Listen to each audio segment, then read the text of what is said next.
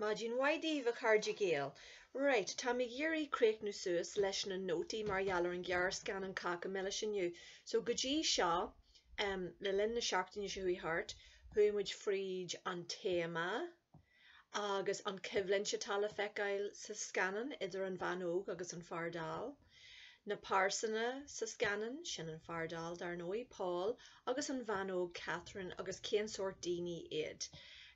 So tá na nótaí sin le cuidiú dé fólamí agah hana féin agus anis just caiithim mé golfríd coppla fá a joculat rá go datníon an scanan leat, right? Cén fá ar hatan sé leat. Is gear scanan har a bheith cliste an scanan seo.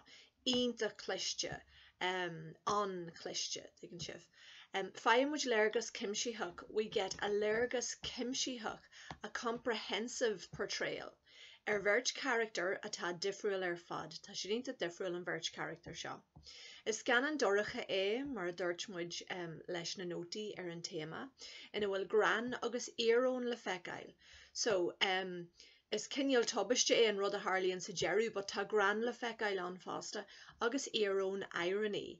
Is scéal gra an leor atá ag an bhan, atá a leo ag an bhan ar an tréin, is scéal gra leor gra. Ach ní duine grawer ar charbid, she is no duine grawer, ní duine cinnealta ní duine grawer so tá éarón le feiceáil an sin. Tá an stíl scannaíochta gonta agus simply. Now, the stíl scannaíochta is like the cinematic style, you know, the filming style. Tá sé gonta agus simply. It's basic and simply and simple. Dírítear bhirt character. It is focused on. Free verbs and I'm sure Lyrock. It is focused on or it is directed on. Dírítear bhirt character agus ní úsáidtear, again, free verbs and I'm sure Lyrock. Ní úsáidtear gohuairbí, and there's no narration to it. Deirtear cuid mhór sa scanan le drac grúise. A lot is said, cuid mhór a lán sa scanan le drac grúise, with the like facial expressions agus bogu kin and the movements of heads. Now, is few arc sheer an scanan Wainella le sinna ecail. It's well worth going back and just watching it again so that you can really home in on those things and see what the stíl scannaíochta is all about. Drac grúise, facial expressions agus bogu kin and movement of the head, right? And kind of close-ups and that. Fecammuid farú crá agus fun díaltais ainam rá. We see anger, crá, torment, agus fun díaltais. Now, fun is to feel like doing something. Fun díaltais is to like have a vengeful feeling. Fun díaltais ainam rá, on the face of the woman.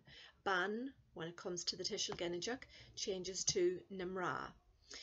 Fecammuid sonus, féin wonyin agus imní ayan gal, but we see happiness, sonus, féin wonyin, self-confidence, agus imní ayan gal, we see anxiety, ayan gal, tá comisian gohfuil sé cinneal nervíiseach.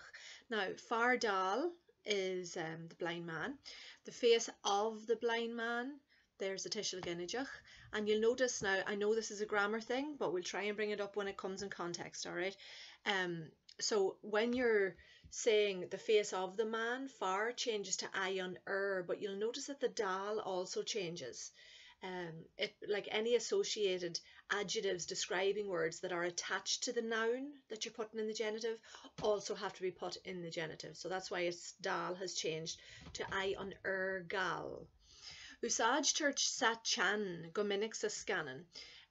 Sat chan is like close-ups. Úsáidtear sin go minic sa scanan, that's used often.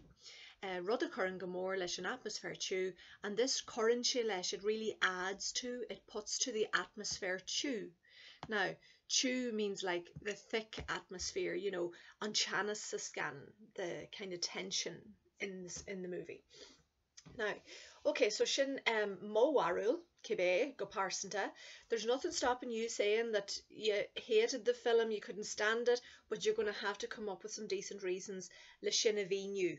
to explain that. So it's much easier le bheith dearfach faoin rud, it's much easier to be positive about it, mar tá níos mó le rá má dhéanann tú sin. Okay, so sin na nótaí margheallar an gearscan an caca milliis tá súil agam go bhfuil sibh ag coinneáil suas leis an obair agus go bhfuil sibh ag coinneáil sláán chomhaith. Okay, gur maigeh tug a ghearradíomh héin, slán.